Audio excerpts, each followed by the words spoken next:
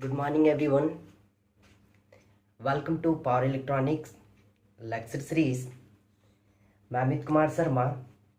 तो आज मैं एक बार फिर से आपके सामने एक ज़बरदस्त टॉपिक यानी कि single phase half wave rectifier लेकर आया हूँ।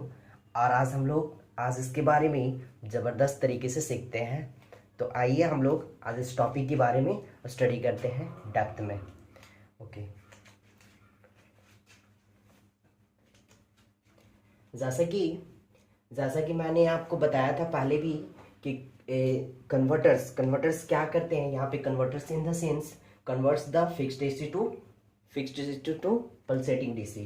तो यहाँ पे सबसे पहले जनरली यहाँ पे हम लोग देखते हैं क्या, हम लोग किस टॉपिक के बारे में पढ़ने हैं। तो single phase half wave fully controlled rectifier with resistive load. जो मेरा लोड होगा वो कौन सा लोड होगा? आर लोड, दैट मीन्स की रेसिस्टिव लोड। ओके, यहाँ पे सिंगल फेज का मतलब क्या होगा कि सिंगल फेज एक होता है, हम लोग इलेक्ट्रिक में हम लोग क्या होता है, सिंगल फेज होता है और एक थ्री फेज होता है। ठीक है, तो हम लोग जनरली किसके बारे में पढ़ने वाले हैं? अभी फिलहाल सिंगल फेज के बारे में पढ़ने वाले। किसके बारे में पढ़ने वाले? सिंगल फेज के बारे में। ओके, और यहाँ पे हाफ वेव का मतलब क्या है? Half wave in the sense half wave का मतलब क्या हुआ कि जैसे कि ये है एक साइनसोइडल सोर्स है। ठीक है, साइनसोइडल है, यानी कि हम लोग साइनसोइडल वेव लिए हैं। अब इसमें से ये पॉजिटिव, ये नेगेटिव, ये पॉजिटिव, ये नेगेटिव। ओके, तो आप पॉजिटिव नेगेटिव आप या तो आप पॉजिटिव का इस्तेमाल करके आप आउटपुट निकालिए, या तो फिर आप नेगेटिव का इस्तेमाल करके आप आउटपुट निकालिए। ठीक है, और अगर सपोज कर लीजिए इससे आप निकाल रहे हैं तो ये इससे नहीं आएगा, इससे आउटपुट नहीं आएगा। अगर इससे कर रहे हैं तो इससे आउटपुट नहीं आएगा, सिर्फ इससे आएगा। इस टाइम में सिर्फ जो थायरिस्टर और जो एसीआर होगा वो टर्न ऑन होगा, और बाकी टाइम में यानी कि ये इस टाइम में वो रिवर्स बायस्ड में होगा। इसीलिए इसको क्या बोला जाता है? हाफ वेव, यानी कि सिर्फ हाफ वेव से ही आउटपुट मिलता है। ओके,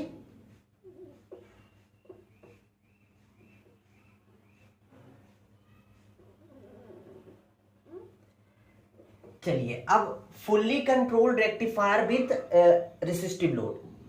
फुल्ली कंट्रोल का मतलब क्या होता है कि यहाँ पे जैसे कि सपोज यहाँ पे इस डायग्राम में अभी कंट्रोल्ड के बारे में मैं बताऊंगा थोड़ा सा देर में भी। जब ये सर्किट को मैं एक्सप्लेन करूंगा ना, तभी आपको कंट्रोल के बारे में उस समय ये करवा दूंगा। विथ रेसिस्टिव लोड, यानी जो लोड होगा यहाँ पे हाफ वेव फुल्ली कंट्रोल्ड में वो लोड होगा, वो रेसिस्टिव लोड होगा। तो आइए हम लोग, जैसे कि हम लोग जानते हैं कि यहाँ पे single phase half wave fully controlled rectifier पढ़ रहा है, तो यहाँ पे हम लोग को नेम से ही पता चल रहा है कि ये रेक्टिफायर है। तो ये नेम ही सजेस्ट कर रहा है कि ये क्या करेगा?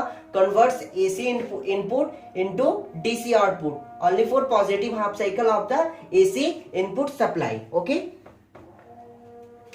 अब यहाँ पे नेक्स्ट आते हैं, यानी single phase fully controlled rectifier क्या क्या रखता है। तो वो सबसे पहले single phase half wave fully controlled rectifier consist of ACR, thyristor, ACR that means कि ये एसीआर, थायरिस्टर, एसीआर या थायरिस्टर सेम हुआ, एसी वोल्टेज सोर्स 80 वोल्ट से source, and load this one load. Here we will consider a resistive load। हम लोग जो यहाँ पे कंसिडर कर रहे हैं वो कौन सा लोड कर रहे हैं? रेसिस्टिव लोड कंसिडर कर रहे हैं। ओके, अब यहाँ पे जो सर्किट डायग्राम जो single phase fully control rectifier का वो सर्किट डायग्राम होगा, तो वो क्या होगा? सबसे पहले हम एक Vs is equal to Vm sine omega, ये मेरा सोर्स हो गया। यहां से ये फिर हम लोग थायरिस्टर ये किए, और यहाँ पे Vt जो हम लोग लिए हैं, Vt वो थायरिस्टर के अक्रॉस वोल्टेज हो गया। ओके, फिर यहां से ये जो आई नोट है ये यानी आउटपुट करंट है, और ये जो है वो रेसिस्टिव लोड है, यानी ये रेसिस्टेंस है, ये यानी रेसिस्टिव लोड है, और इसके अक्रॉस में जो वोल्टेज होगा वो आउटपुट वोल्टेज होगा। लोड के अप्रॉक्स में जो वोल्टेज होगा आउटपुट वोल्टेज। यहाँ पे हम मेंशन भी कर दिया आपको, V naught is equal to load output voltage, I naught load current, and V T voltage across the thyristor, यानी टी से इंडिकेट किया हम लोग। ओके, अब हम लोग यहाँ पे सबसे मोस्ट इंपॉर्टेंट थिंग क्या है, इस यानी single phase half wave fully controlled का वेवफॉर्म बनाना। क्या वेवफॉर्म बनाना, और सबसे बड़ी बात है समझना वेवफॉर्म को कैसे ड्रॉ करना है, किस तरीके से ड्रॉ करना है।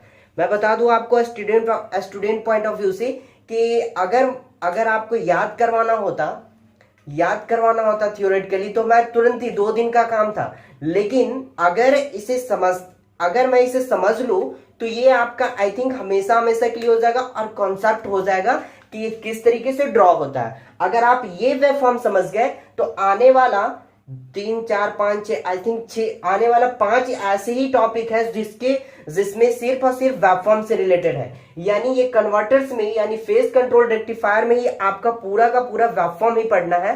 सो अगर ये स्टार्टिंग टॉपिक है, ये स्टार्टिंग टॉपिक आप समझ गए तो नेक्स्ट टॉपिक भी आपके लिए बहुत ज्यादा आसान हो जाएगा। ठीक है, तो आइए हम लोग समझते हैं ये। अब यहां पे हम लोग सबसे पहले क्या क्या निकालेंगे, ये हो गया सोर्स वोल्टेज, क्या हो गया ये सोर्स वोल्टेज। ठीक है, यहां पे ये Vm, ठीक है, पॉजिटिव Vm, ये नेगेटिव Vm। ओके, ये हो गया Vmax। तो हम लोग सबसे पहले हम लोग ड्रॉ करेंगे ये वेवफॉर्म ड्रॉ करेंगे, वो किसका आउटपुट वोल्टेज जो आउटपुट वोल्टेज आएगा मेरा वो ड्रॉ करेंगे। फिर किसका करेंगे, फिर आई नोट यानी वी नोट से आई नोट का करेंगे, और फिर वीटी का करेंगे, यानी थायरिस्टर अक्रॉस वोल्टेज। ओके, तो हम लोग यहां पे ड्रॉ करते हैं।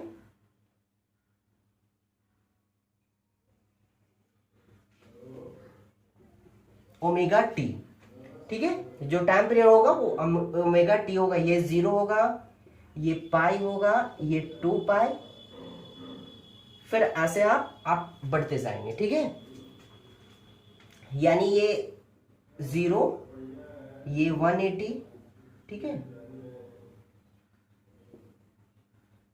360, 540, ऐसे करके ये बढ़ते जाएगा। ठीक है, हम यहाँ पे एक ही साइकिल को यहाँ पे डिनोट कर रहे हैं।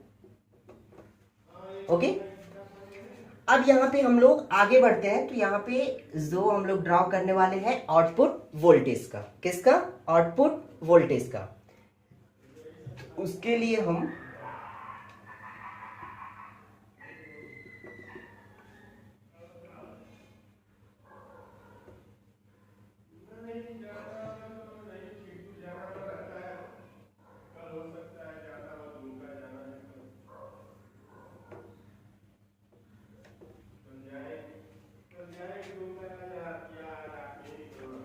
ठीक है, अब यहां पे हम लोग ड्रॉ करते हैं।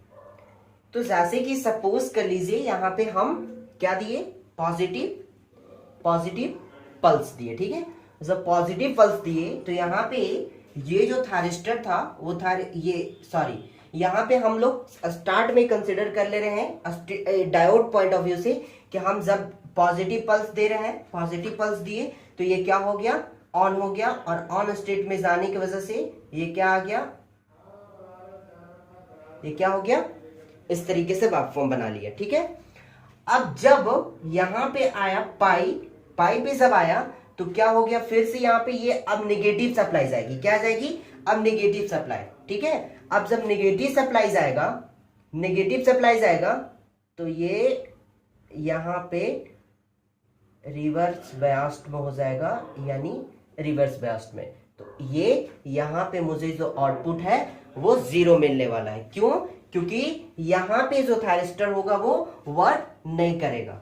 ये तो हम लोग डायोड पॉइंट ऑफ व्यू से हम बता रहे थे अभी आपको, लेकिन जब थायरिस्टर की बात करें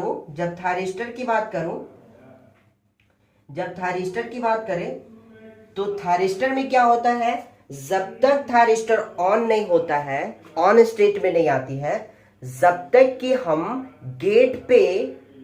गेट पे फायर ना करें, यानी जो फायरिंग एंगल बताए थे और फायर्ड बताए थे, जब तक हम उसको फायर नहीं करेंगे, गेट टर्मिनल को फायर नहीं करेंगे एससीआर में, तब तक वो ऑन स्टेट में नहीं आने वाला है। और जब तक वो ऑन स्टेट में आएगा नहीं तब तक वो फॉरवर्ड ब्यास्ट में भी नहीं होगा। तो सबसे पहले हम यहाँ पे थारिस्टर में देखें तो हम क्या करते हैं, इसको यहाँ पे इस पॉइंट पे हम लोग फायर किए, क्या किए, थारिस्टर को यहाँ पे इस पॉइंट पे हम लोग फायर किए, ठीक है। जब हम लोग फायर किए तो थारिस्टर क्या आ गया, थारिस्टर आ गया ऑन स्टेट में, क्या आ गया, ऑन स्टेट में। तो यहाँ पे एससीआर तब तक ऑन नहीं होता है जब तक कि हम फायर नहीं किए। तो ये जो इस टाइम में क्या होगा, इस टाइम में यानी थारिस्टर ऑफ स्टेट में होगा, बिकॉज इस टाइम तक एससीआर यानी थारिस्टर मेरा क्या होता है, ऑफ स्टेट में होता है। जब तक कि हम फायर यहाँ इस पॉइंट पे हम फायर किए हैं, यानी यहाँ पे ये अल्फा यानी ये फायरिंग एंगल शो कर रहा है, ठीक है। तो ये अल्फा है यानी फायरिंग एंगल, जब तक हम यहाँ पे फायर नहीं करेंगे तब तक ये ऑन स्टेट में नहीं आएगा, और जब तक ये ऑन स्टेट में नहीं आएगा तब तक ये फॉरवर्ड ब्यास नहीं होगा, और जब तक फॉरवर्ड ब्यास नहीं होगा तब तक ये करंट तो फ्लो करेगा ही नहीं। तो हम यहाँ पे क्या किए, इसको फायर किए, तो ये करंट इस तरीके से फ्लो करने लगा, क्या करने लगा, करंट फ्लो करने लगा। तो इसके अक्रॉस में मुझे आउटपुट मिला इस टाइप से। यहां पे थारिस्टर क्या है, ऑफ स्टेट में, इस वजह से यहां पे आउटपुट नहीं मिलता इतने टाइम में। फिर यहां तक कहां तक आता है, तो ये अल्फा से पाई तक आया, कहां तक, पाई तक आया। फिर यहां से क्या होता है थारिस्टर को, यहां पे थारिस्टर को फिर ये तो नेगेटिव सप्लाई है, तो नेगेटिव सप्लाई यानी यहां पे क्या हो जाता है, negative supply in the sense यहां पे जो एनोड को क्या मिल रहा था, एनोड को पॉजिटिव मिल रहा था पल्स, अब यहां पे ये जाकर के नेगेटिव मिलने लगेगा, क्या मिलने लगेगा, नेगेटिव मिलने। और जैसे ही इसको नेगेटिव मिलेगा तो ये क्या हो जाएगा, थारिस्टर मेरा क्या हो जाएगा, वो रिवर्स ब्यास्ट में आ जाएगा, क्या आ जाएगा, रिवर्स ब्यास्ट में। और रिवर्स ब्यास्ट में थारिस्टर ऑफ स्टेट में होगा, और ऑफ स्टेट में होने की वजह से यहां पे जो आउटपुट है वो 0 मिलेगा मुझे, यहां पे जो आउटपुट है मुझे कुछ भी नहीं मिलेगा, ठीक है। अब हम लोग नेक्स्ट बढ़ते हैं। तो यहां पे जैसे यहां पे फिर से यहां पे फायर होगा, फायर किए फिर से, जब यहां पे फिर से फायर किए तब तक ऑन नहीं होगा फिर से एससीआर, जब तक कि फिर से फायर्ड ना हो। तो ये फायर्ड किए हैं, तो यहां तक ये क्या होगा, यहां तक क्या होगा, थारिस्टर मेरा ऑफ स्टेट में होगा, और यहां के बाद जब इस पॉइंट पे हम फायर किए हैं तो सेम टू सेम इसके जैसा ही आउटपुट मिलने लगेगा, ठीक है। क्या हुआ, देखिए फिर से एक बार मैं बता रहा हूं आपको। सबसे पहले स्टार्टिंग में क्या करना है कि आपको थारिस्टर को ऑन स्टेट में लेकर जाना है, क्या लेके जाना है, ऑन स्टेट में लेके जाना है। और जब ऑन स्टेट में थारिस्टर को लेकर के तभी आप जा पाएंगे जब इसे गेट टर्मिनल पे इसका आप फायर करेंगे। और फायर इतने टाइम के बाद, मतलब इस पॉइंट पे हम फायर कर रहे हैं, इस पॉइंट पे हम फायर कर रहे हैं, तो इतने टाइम के लिए एससीआर क्या होगा, ऑफ स्टेट में होगा, यानी रिवर्स ब्यास्ट में होगा, ठीक है। ऑफ स्टेट यानी यहाँ पे मुझे कोई भी आउटपुट नहीं मिल रहा है। आउटपुट कहां से मिलना स्टार्ट हुआ, जहां से जिस पॉइंट पे ये फायर हुआ उसी पॉइंट से ये आउटपुट मिलना स्टार्ट हुआ, और ये जैसे यहाँ पे सप्लाई जा रहा था उसी तरीके से आउटपुट मुझे मिला, ठीक है। फिर यहाँ पे आकर के क्या हो गया, 0 हो गया, क्या हो गया, यहाँ पे आकर के फिर से जो पॉजिटिव पल्स था वो 0 हो गया। अब यहां से अगर आगे बढ़ते हैं तो ये क्या होगा, नेगेटिव, यहां से अगर आगे जैसे ही यहां जा रहे हैं तो नेगेटिव। और इस इंटरवल में क्या हो रहा है, यहां पे ये रिवर्स ब्यास के केस में आ रहा है, यहां पे फॉरवर्ड ब्यास इसीलिए आउटपुट मिला, यहां पे रिवर्स ब्यास में आ गया इसीलिए मुझे नहीं मिल रहा, क्या मिला, नहीं मिला आउटपुट। और ये फिर से यहां पे अब फिर से फायर होगा, यानी यहाँ पे फिर से फायर्ड होगा, यानी omega T is equal to 2 pi alpha, 2 pi plus alpha पे जाकर के फिर से फायर करेंगे, तब जाकर के फिर से ये ऑन स्टेट में यानी फॉरवर्ड व्यास में आएगा और यहां पे आउटपुट मिलना स्टार्ट होगा। यानी इसमें फॉरवर्ड व्यास, इसमें इस केस में रिवर्स व्यास हो गया, फिर से ये नेगेटिव पल्स आएगा तो रिवर्स। और आपको एक चीजें बता दूं कि जैसे यहां पे I naught is equal to क्या होता है, रेसिस्टिव के केस में I naught is equal to, resistive load के केस में I naught is equal to होगा वी नॉट बाय आर। तो जब वी नॉट बाय आर होगा तो वहां पे सेम टू सेम जैसा कि ओमेगा टी, जैसा मुझे आउटपुट वोल्टेज मिला था सेम टू सेम फॉलो करेगा आउटपुट करंट। क्यों? क्योंकि रेसिस्टिव लोड में ये इंक्रीज तो ये भी इंक्रीज, ठीक है ना, ये तो कांस्टेंट होता है। सो इसीलिए ये आउटपुट, जैसे आउटपुट वोल्टेज जिस तरीके से आउटपुट वोल्टेज उसी टाइम में ये आउटपुट करंट मिलेगा।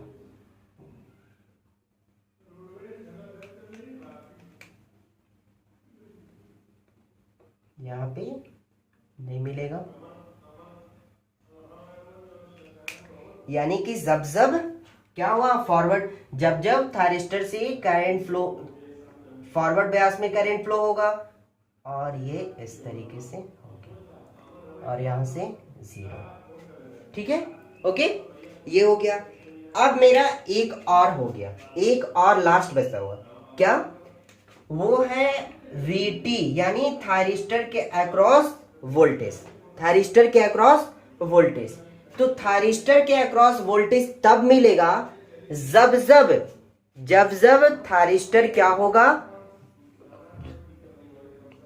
जब आउटपुट मुझे नहीं मिल रहा है, जब थायरिस्टर के अक्रॉस में वोल्टेज तब मिलेगा जब वो रिवर्स बास्ट में होगा तो थायरिस्टर के अक्रॉस वोल्टेज मिलेगा, ठीक है। तो यहां पे इस केस में क्या है, इस केस में यहां पे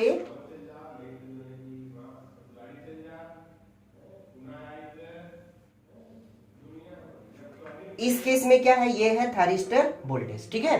इस केस में क्या है, थायरिस्टर क्या है, यहां पे थायरिस्टर क्या है, यहां पे आउटपुट वोल्टेज नहीं मिला है तो थायरिस्टर के अक्रॉस वोल्टेज मिलेगा। क्या मिलेगा, थायरिस्टर के अक्रॉस वोल्टेज मिला, ठीक है। अब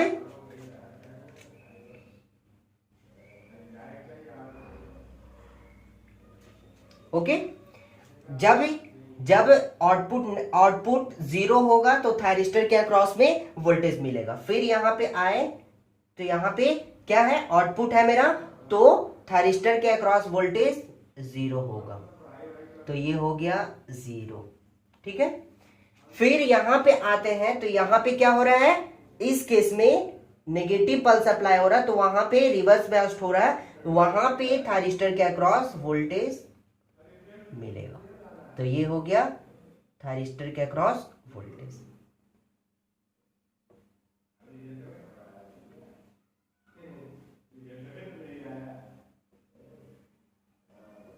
ये हो गया थायरिस्टर के अक्रॉस वोल्टेज। तो यहां पे मेरा ये रहा waveform of single phase half wave fully controlled rectifier with resistive load. तो आई फिर से एक बार हम लोग समझ लेते हैं, ठीक है। सबसे पहले हम क्या करेंगे कि हम यहां पे इस पॉइंट पे फायर करवाए, थायरिस्टर में जो गेट टर्मिनल उसको फायर करवाए। जब फायर करवाए तो यहां पे आकर के इस पॉइंट पे ये थायरिस्टर के अक्रॉस ये थायरिस्टर के अक्रॉस करंट फ्लो होना स्टार्ट हुआ, करंट फ्लो हुआ, दैट मीन्स कि आउटपुट वोल्टेज मुझे मिला, ठीक है। और यहां पे आने के बाद फिर से क्या हुआ, अब थायरिस्टर पे यहाँ पे 0 हुआ, फिर से ये नेगेटिव पल्स अप्लाई होने लगा, यहां से नेगेटिव पल्स अप्लाई होने लगा। जब नेगेटिव पल्स अप्लाई होने लगा तो यहां पे थायरिस्टर रिवर्स बायस्ड में चला गया। कौन सा केस में, रिवर्स बायस्ड में, रिवर्स बायस्ड में गया।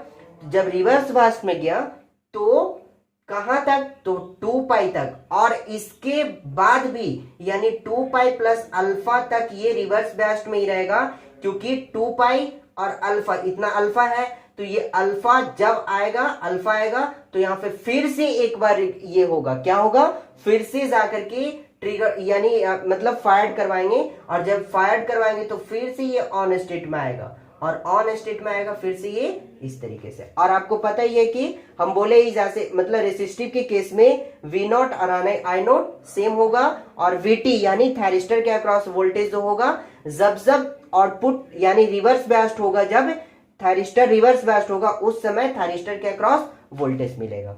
ठीक है, थायरिस्टर के अक्रॉस वोल्टेज मिलेगा। अब हम लोग आइए यहाँ पे देखते हैं। ठीक है, जैसे ये वेवफॉर्म बना है उसी तरीके से ये थ्योरेटिकल लिखा हुआ। ठीक है, अब यहाँ पे हम लोग स्टार्टिंग में क्या करेंगे, लेट अस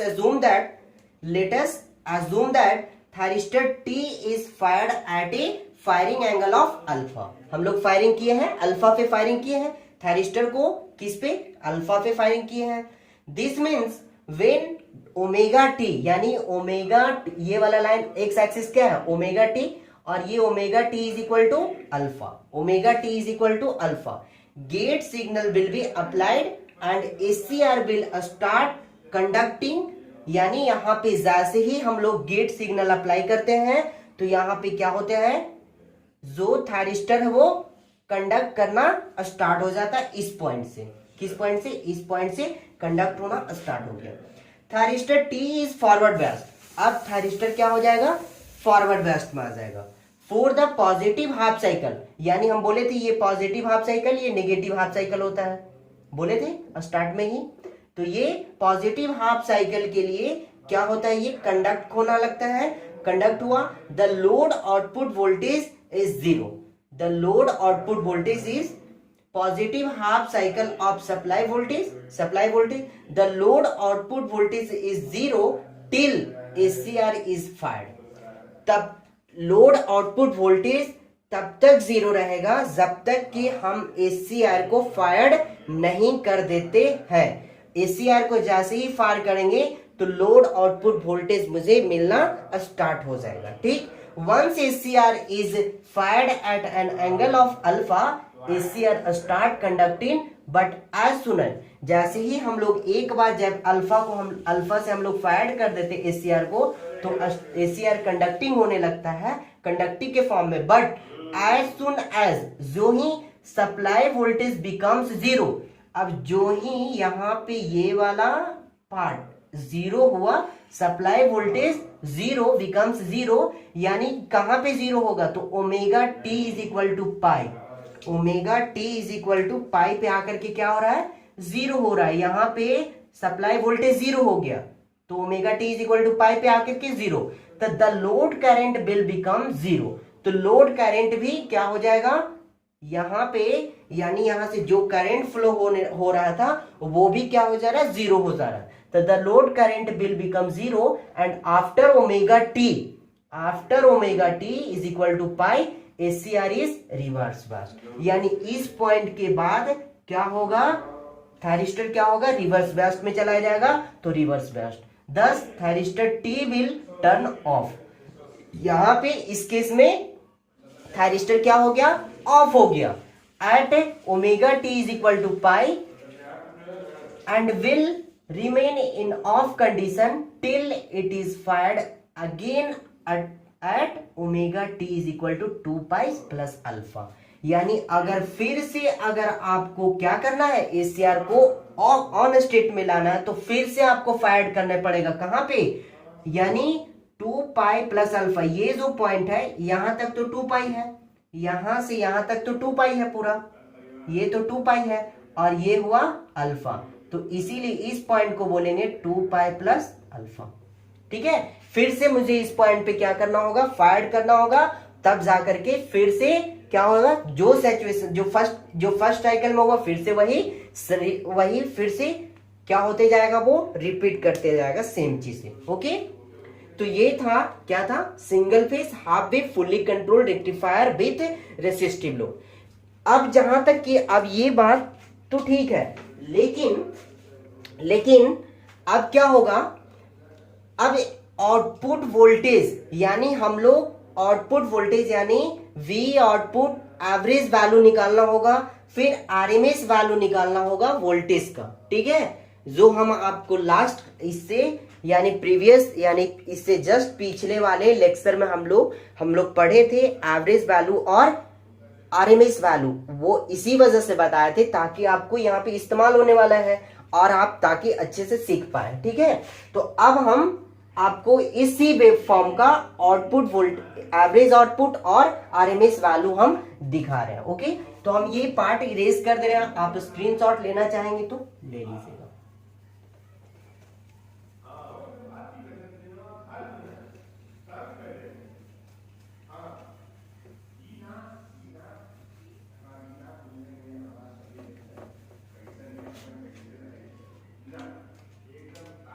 चलिए अब यहाँ पे वी नॉट एवरेज हम लोग फाइंड करते हैं, वी नॉट एवरेज यानी एवरेज वैल्यू हम लोग फाइंड कर रहे हैं।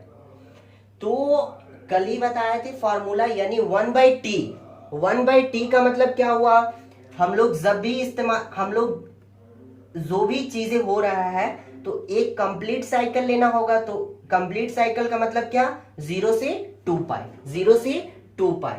तो यहाँ पे जो टाइम पीरियड होगा 0 से 1/2 पाई। फिर इंटीग्रेशन करेंगे हम लोग, इंटीग्रेशन करेंगे तो इंटीग्रेशन जो होगा वो कौन सा इंटीग्रेशन होगा, तो जो मुझे मिला है वो आउटपुट वोल्टेज जो मिला है वो कहां से कहां मिला है, तो अल्फा से लेकर के पाई तक, तो लिमिट होगा अल्फा से पाई, ठीक है। और किसका इंटीग्रेशन होगा, तो वीएम साइन ओमेगा टी, और किसके रेस्पेक्ट में, तो ओमेगा टी के रेस्पेक्ट में, तो डी ओमेगा टी, ओके। तो अब ऐसे हम लोग वीएम यानी ये कांस्टेंट टर्म है तो ये बाहर निकल गया, Vm/2 पाई हो गया, ठीक है।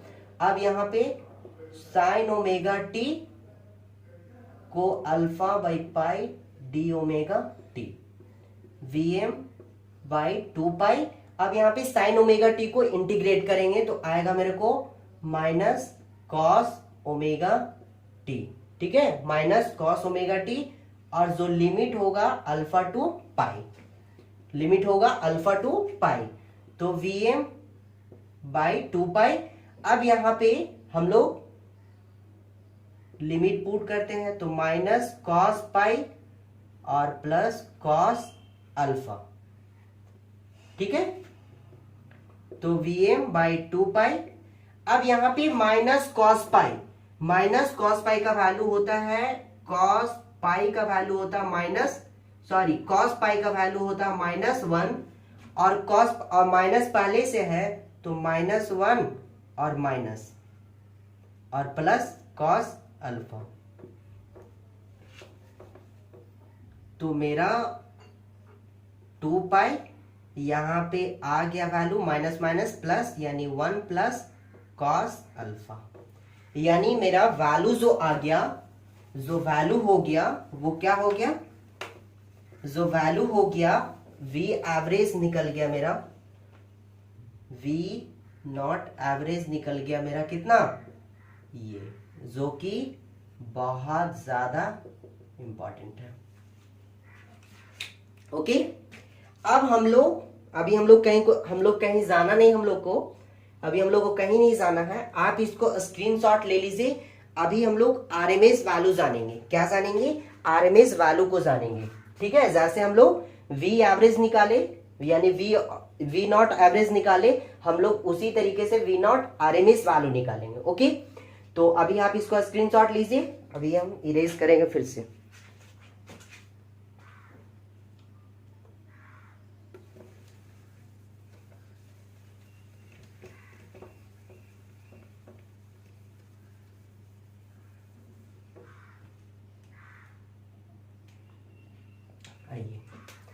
वी नॉट आरएमएस का फॉर्मूला हम क्या बताए थे, सबसे पहले 1/t, तो 1/t मतलब आउटपुट कहां से मिला है, 0 से लेकर के 2 पाई तक, तो 2 पाई।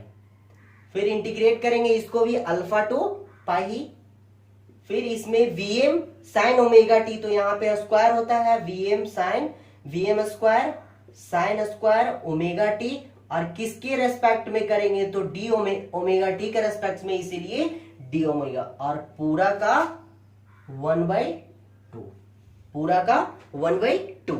ओके, अब हम लोग बढ़ते आगे।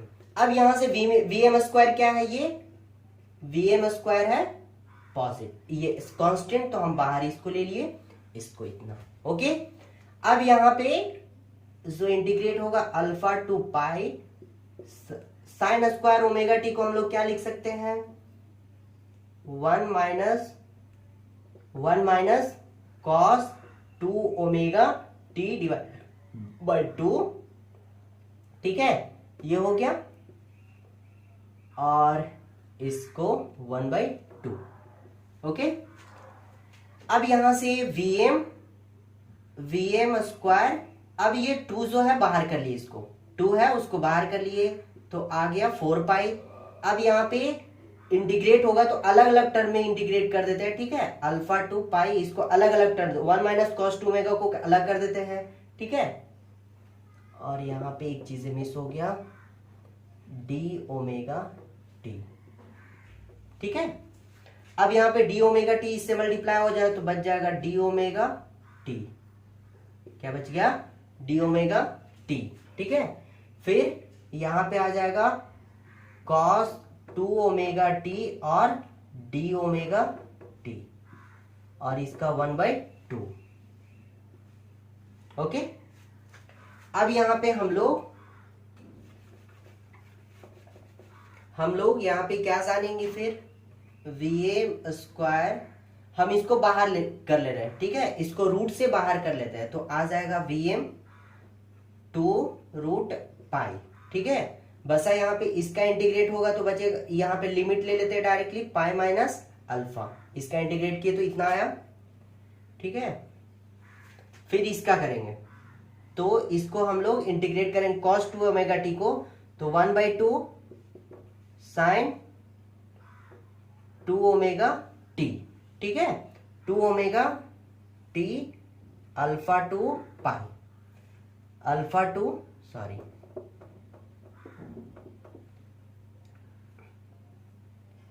टू पाई, और यहां पे 1/2 bm 2 रूट पाई। अगर हम इसको पूरी तरह से सॉल्यूशन कर लेते हैं तो इसका फाइनल आंसर मिलेगा मेरे को pi minus alpha minus 1 plus 1/2 sine 2 alpha. ये हो गया मेरा V0 RMS वैल्यू, जो कि ये भी इंपॉर्टेंट है। आप वेवफॉर्म का बनाने के बाद ये दोनों V एवरेज और V RMS आपको दिखाना होगा। ओके,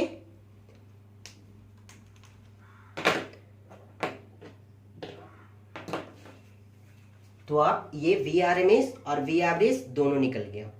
और अभी वेवफॉर्म, तो आप इसे प्रैक्टिस कीजिए, और इसे हो सके तो 1-2 बार इस लेक्चर को देखिए, ताकि आपको ये मतलब समझ में पूरी तरह से आ जाएगा। इसके बाद क्योंकि हर एक टॉपिक में, इस चैप्टर में हर एक टॉपिक में वेबफॉर्म से ही रिलेटेड सब कुछ है। सो आप इसे अच्छे से देखिए, इसका ये थोड़ा प्रैक्टिस कीजिए। जब आप प्रैक्टिस कीजिएगा, अभी थोड़ा आपको डिफिकल्ट लग रहा होगा, लेकिन आप 1-2 बार प्रैक्टिस कर लेंगे तो फिर आपको पूरी तरह से क्लियर हो जाएगा। ओके, सो मैं उम्मीद करता हूं कि आप अच्छे तरीके से आप प्रैक्टिस करके नेक्स्ट लेक्चर में आएंगे।